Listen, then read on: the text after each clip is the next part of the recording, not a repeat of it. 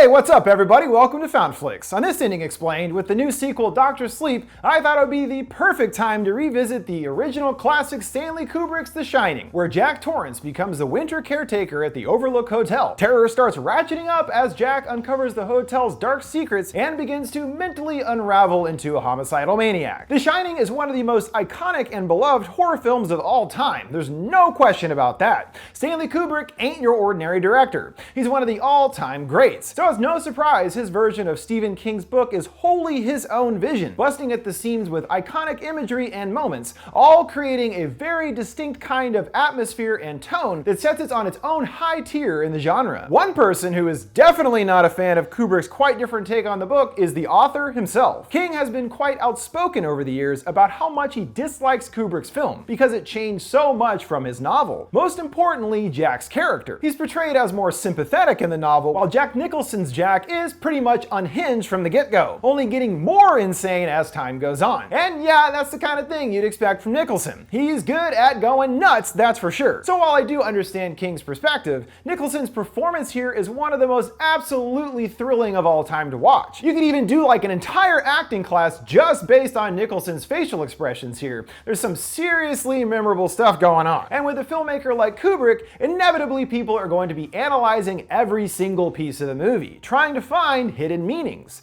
And this one has been analyzed every which way imaginable, even to the extent of an entire documentary covering several different whacked out theories cobbled together from things in the movie. Sure, the number 42 plus a German typewriter, that means the movie's really about the Holocaust. Okay, kinda reaching there. For this video, we won't be going quite that far into tinfoil hat territory, but we'll be dipping our toes into some of those hidden meanings I think actually are there, while also answering the movie's biggest questions. Stuff like, what's the deal with the teddy bear guy? Just who is Tony? The reason behind the hotel's evil, along with, of course, explaining the unforgettable ending and what it means. Dread and fear is instantly created from the very opening, with some creepy-ass music and haunting Sith, with a healthy dose of weird, ghostly vocals soundtracking sick helicopter shots flying over the mountains. Now, this is way before drones, remember? Their former school teacher, Jack Torrance, first pays a visit to the Overlook Hotel in Colorado in hope of landing the winter caretaker gig. He meets Ullman, who lays out the basic responsibilities, but also warns that essentially being trapped out here for several months could create a tremendous sense of isolation. But Jack is confident that won't be a problem. He's looking for some peace and quiet to work on a book, and he's absolutely positive his wife and son will love living in the middle of nowhere for months too. This all seeming like a huge lie,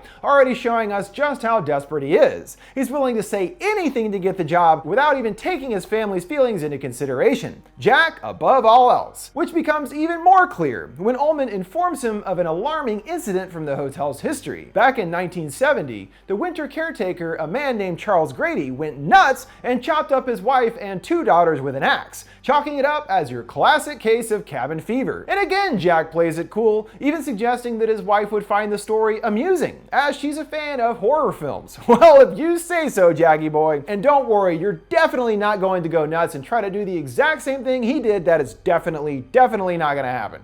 That's what happens. Meanwhile, Jack's son Danny and wife Wendy are discussing the job over breakfast, as well as her casually smoking a cigarette around her child. Ah, the good old days. Asking if he's excited about the hotel, he's not so sure. Well, what about Tony, she asks. And Danny starts wagging his finger, speaking in a weird, croaky voice. And turns out Tony ain't excited to go there either. Tony is referred to as his imaginary friend, which is sort of accurate, but Tony is actually a part of Danny, related to his ability to shine. Here, Tony acts as kind of a guide to Danny's shining powers, allowing him to see events in the past, present, and future. This is first glimpse when Tony says that Jack already got the job and will be calling soon, which happens exactly as predicted, followed by another more frightening image. When asking again about the hotel and why he's afraid to go there, Danny's shown a vision of blood pouring out of a set of elevators, flooding the floor in a gruesome tidal wave. This episode causes him to black out and not remember what happened, and when a concerned Wendy calls a doctor, she asks when he started speaking with Tony, remembering it was all the way back in nursery school. He didn't adjust well to school, and after an accident, his parents pulled him from class. The accident being one of grave importance to the family. One night, a drunken and angry Jack came home, finding papers of his strewn all over the floor, caused by Danny. When he went to go yank the boy away, it was with enough force that it dislocated his shoulder. Well, that's not a good sign of Jack's character already, based on that, and his already established selfish nature,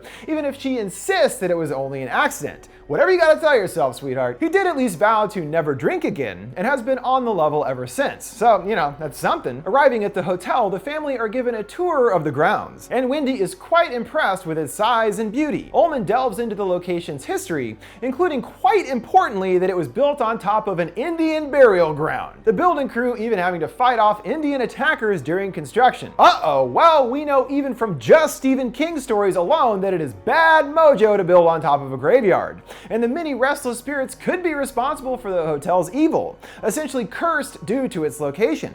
Here we come to one of the more popular insane theories that I do actually kind of buy into, the movie's relation to white man's overtaking of the Indian. We have the literal building on the sacred ground of their dead, also seen throughout the hotel as obvious Indian iconography, a kind of bastardization of what they have callously destroyed in building the hotel, which does sound like how things went back in the Old West days with the white man wiping out the Native Americans. In addition to Jack specifically using the phrase later of white man's burden, this all seems like one of those bigger themes that Kubrick actually was going for. While his parents are getting the grand tour, Danny is left alone with a dartboard, oddly encountering a pair of girls in matching dresses. These are the Grady twins, who were actually slain by their father Charles. But they say nothing and leave, almost letting Danny know that the games have only just begun. They meet Dick Halloran, a gentleman and the hotel chef who shows off the quite stacked pantry and walk-in freezer, and makes fast friends with Danny, who he calls Doc, a nickname that his parents use, but how would he know that? Because just like Danny, he has The Shining as well, explaining over a bowl of ice cream that he and his grandmother used to have entire conversations without opening their mouths, and learned over time that there were others out there with the same abilities. Danny mentions Tony, but he doesn't want him to talk about anything. Dick then asks if he's shown him anything about the Overlook. He doesn't answer, but we know the blood evader is from the hotel, a warning if you will. Dick feels that just like some people have The Shining, some places do as well, such as the Overlook, saying that when something happens, a trace of it is left behind, but only those with the shine can see these traces, believing a lot of things have happened in the hotel over the years and not all of them were good. And perhaps from reading Dick's thoughts, Danny asks about room 237, thinking that there's something bad in there that he's afraid of.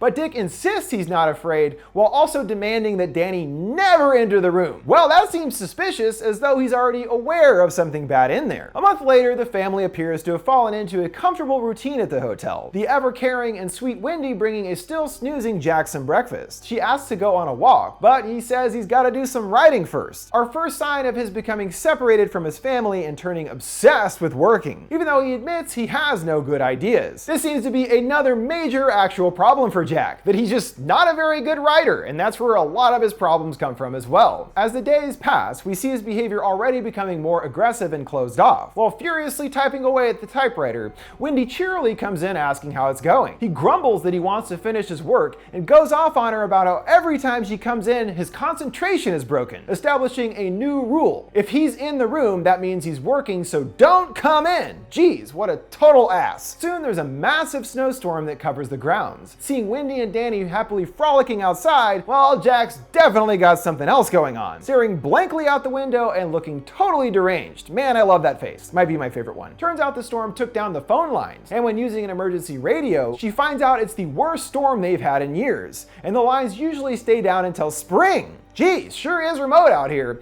At least they still have the emergency radio in case something bad happens. Elsewhere, Danny is rolling around the hotel on his big wheel. The Grady twins are back, and this time they've got something to say, telling him hello, also seeing flashes of their hacked up bodies, asking Danny to come play with them forever and ever and ever. He covers his face in horror, and peeking through a moment later, they're gone. He asks Tony for help, who reminds him of what Dick said. They're just traces, like pictures in a book. They aren't real and can't actually hurt him. Still pretty terrifying though. Jack continues to lose his grip mentally, found by Danny sitting on the edge of the bed in a daze. He asks him over, and even though he seems genuine, everything he says is actually somehow disturbing and off. He maintains that he loves the hotel, and echoing the twins, says he wants to stay forever and ever. Danny can sense something off, asking if he would ever hurt him or his mother. Jack cops a major frowny face, saying he loves him more than anything else and would never hurt him, accompanied by a big ol' insane grin.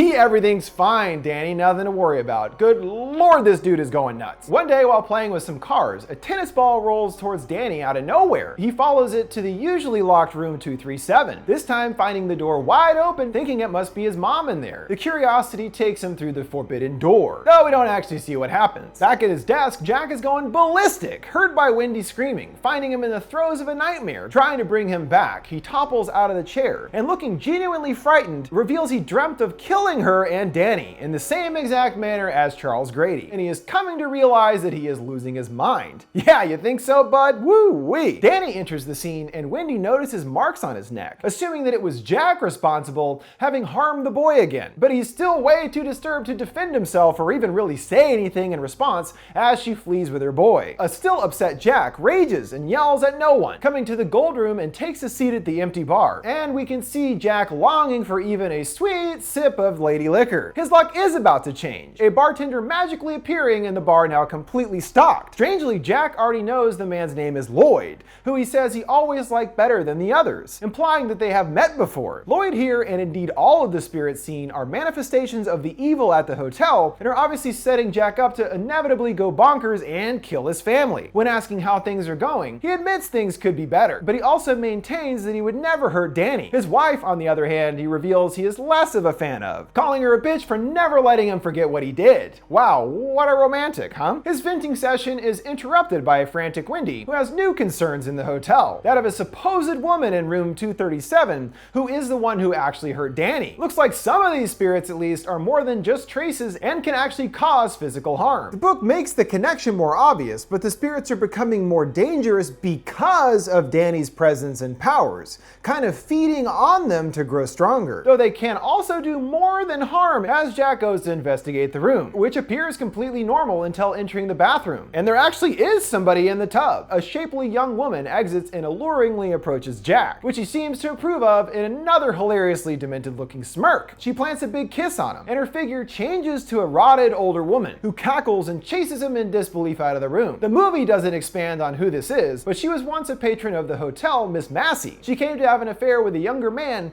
only for him to steal her ride and abandon her. The heartbreak was enough for her to take her own life in the tub. This moment, at least to me, also has a more significant thematic relevance as well. It's almost as though this moment is the hotel's evil enticing Jack into the dark side. She first appears in her more attractive state, which he falls for immediately, then reverting to her true appearance, much more unappealing and, well, dead, rotting flesh. Evil tempts in many ways, but the outcome is always unfavorable. He was duped by a shiny package, and in some ways it seems that choosing to go for that ghostly kiss robs Jack of what little is left of his humanity. When returning to Wendy, he chooses to tell her he didn't see anything in the room and thinks that it must have been Danny who actually harmed himself. All the strangeness is enough for Wendy to want to leave, but Jack gets extremely heated. He claims she's fucked up his life so far and won't let her do it anymore. And his bizarre true feelings about Wendy are really starting to come to the surface. She's been extremely nice to him the entire time and supportive and everything. What does he do? He acts like a big jerk face. Seeking solace from Lady Liquor, Jack returns to his old watering hole, this time finding a huge party in full swing. And based on the outfits, they must be from the aforementioned 1920s heyday of the hotel. He bumps into a waiter, who then guides him in the bathroom to clean the mess up. Jack asks the man's name, telling him Delbert Grady. He's confused, asking about murdering his family, but Delbert doesn't recall. That's because he's thinking of Charles Grady, not Delbert, meaning there are two completely different Gradys that have fallen victim to the hotel. Jack still doesn't understand this key difference, insisting that he was the former caretaker. But Delbert corrects him that Jack is the caretaker and that he always has been, which only confuses him further. As we know, all these spirits are created by the hotel, and thusly are acting in its benefit. Delbert then begins to make clear their plan, to murder his family. He mentions that Danny has a special talent and is bringing Halloran into his aid, using his talents against Jack's will, offering that his son might need a good talking to, perhaps a bit more. Yeah, like an axe to the face or something, you know, proper discipline. Delbert then begins to reference Charles's murderous actions, or perhaps he also had two daughters just as he did, and says that one of his daughters tried to set fire to the hotel, which luckily he corrected. This is interesting because it sounds like one of his girls caught on to the fact that the hotel was bad, and thusly would have had the shine as well. Seemingly in reaction to the mounting danger, Danny is taken over by Tony, chanting Red Rum over and over, telling his mother Danny's gone away. Her husband isn't faring much better, discovering his latest output. All work and no play makes Jack a dull boy into endlessly typed on stacks of papers. He appears and attempts to kill her, trying to convince her to hand over the bat, which he does in a way, bashing him in the head with it, which knocks him out cold, tumbling down the stairs, allowing her to lock him up in the cold storage freezer for the time being. But before Wendy leaves, Jack has one last surprise for her, he says. Her discovering that the radio and the snowcat have been damaged, meaning they have no means of contact with anyone or escape, especially with a never-ending relentless storm outside. First things first though, he's gotta get out of the freezer. Luckily, a familiar voice pays him a visit on the other side of the door. Delbert, who expresses disappointment in him so far, wondering along with the other hotel spirits if he has what it takes to do what they asked and kill his family. He gets pissed, especially that Wendy got the better of him, and vows to do what must be done to be set free. This moment is the only purely supernatural moment in the entire film. Again, how's a ghost gonna let you out of a cold storage freezer? Could have been Danny though, I guess. The boy has another total freak out, which actually seems more like a warning to the sleeping Wendy. Still chanting red rum, he grabs a big old knife, writing it in lipstick on the door, as seen in an earlier vision. He begins to scream, which wakes her up, seeing in the reflection that it spells murder, just as Jack is getting to work on the door with an axe. See, seems like Tony was actually trying to help her, warning her right before Jack got there and making sure she was armed too. Thanks, Tone. More help is on the way from the kindly and shining attuned chef Mr. Halloran, who grew increasingly concerned over the family's well-being, especially after Danny reaches out to him for help with his shine, flying all the way from Florida and renting his own snowcat just to get to the hotel. But I'll be damned if he doesn't have the worst luck of all time, barely making it inside. He calls out to the empty halls, which draws Jack away from Wendy and surprises Halloran with a fatal axe blow. Dang, after all that. Too bad you don't have Spidey sense or something, that would have come in handy. The hotel's evil now at full power. More strange things await Wendy as she flails around, like a dude in a teddy bear costume giving someone a blowjob. Alright, of course. This is almost a non sequitur in the movie version, just a bizarre, unexplained moment. But this is another guest who got into this kind of mischief who was fleshed out more in the book, as she encounters more in the Hotel of Horrors, like a split-head Delbert cheering and declaring it a great party, then finding the entire main room now decrepit and covered in cobwebs, its occupants now all elegantly dressed skeletons, and of course our big finale, the infamous Blood-Evader! Oh yeah, that's gonna be a pain to clean up. Outside, Danny flees into the hedge maze and has one of the most intense chase scenes in movie history, trying to evade his deranged father in the snowy labyrinth. He finally makes it back to the entrance just as Wendy is coming outside, hopping into Dick's snowcat. Thanks, buddy. And they flee into the night. Jack is left behind, yowling for them and growing weaker. With no means of escape, he freezes to death in the bitter cold all alone, seen sometime later frozen into a Jaxicle. Well, guess that's what you get for being a selfish jerk that's susceptible to being consumed by evil. We then return inside the hotel. Amongst the wall of photographs, one party is singled out. A big group of revelers with what looks like Jack front and center, a beaming smile on his face. Strangest of all is the photograph's date, 1921. But that's because the man in the photo isn't actually Jack, but a former incarnation of him, and our Jack is a reincarnation of that man. The biggest clue to this being the case is the Delbert and Charles Grady thing, two different people from the same family that were taken by the hotel. It appears the same goes for Jack's family line, doomed with each successive generation to live the same fate, just as Delbert tells him. He's the caretaker and always has been. Additionally, when Jack is beginning to lose it, he does admit that he feels like he has been here before, and could tell what was around every hallway, along with knowing who Lloyd the bartender was by name and everything, as though they had a pre-existing relationship in another life. It all kind of comes into focus what's going on here. And again, if Grady's daughter did have the shine, this could be the specific reason why. The hotel is seeking out those more gifted people out there, and as it has its own shine, can in a sense lure them here. Now the outcome of the film is quite a bit different than the novel, which seems to be another reason King isn't a fan of the adaptation. Rather than a lengthy hedge chase, Danny enters the maze and the topiary animals come to life. They had actually intended to use this idea in the movie, but couldn't figure out the logistics of bringing that effect to reality, so it was adjusted to the chase, which still works well as Jack is 100% a villain by that point with no going back, just a terrifying chase through the snow. That was another issue that King had, that this Jack was kind of a jerk the whole time, only taken to the deadly degree by the hotel, as the novel's ending gives a hint of redemption for the character. One of his duties was to maintain the boilers, and guess what? He doesn't do it, creating a dangerous amount of pressure over time. He gets Danny and Wendy out to safety safety and attempts to go down to fix the problem, but it's too late. The boiler explodes, taking him and the entire Overlook in the explosion, rather than leaving the hotel standing as it is in the movie. The movie abruptly ends with Danny and Wendy's escape, but in the novel, in addition to Halloran also surviving, we learn the specifics of just who Tony is. As I said earlier, he is a part of Danny, and he actually is an older Danny helping his younger self from 10 years in the future. The Shine, as we know, can show events from the past and future, and Danny's older self is helping his younger version go through what must have been the most difficult experience of his life, and act as a guide to help him through the terror and learn how to use his powers. So Tony definitely was an ally to Danny and Wendy. With that, we've reached the conclusion of this ending explained on The Shining. While I'm sure there are tons of other hidden things I'm missing, we'll never really know for sure what any of it means, as Kubrick is long gone, and he's the only one that could answer about all this stuff. But there is a lot of interesting little details that I didn't even mention before, like the very weird layout of the hotel, which seems designed specifically to disorient you, such as the magical window right in the middle of the hotel. Just doesn't make sense. Or why does the typewriter change colors? Or where the heck did that chair go in that one scene? A continuity error? I kinda doubt it, because of just how meticulous Kubrick was. There's almost an endless amount of these details and moments to delve into, which just shows us how much of a visionary director he was, creating the entire world from scratch and manipulating every single piece of it to craft the world of his movies. Pretty impressive stuff. I guess that's why he's considered a pretty good director. Some people like him. It's not Stephen King though. What do you guys think of The Shining and its ending? Do you have any wacky theories of your own about the movie's real meaning? Let me know your thoughts in the comment below. Make sure to like, subscribe, and follow. Thanks for watching FoundFlix. See you next time.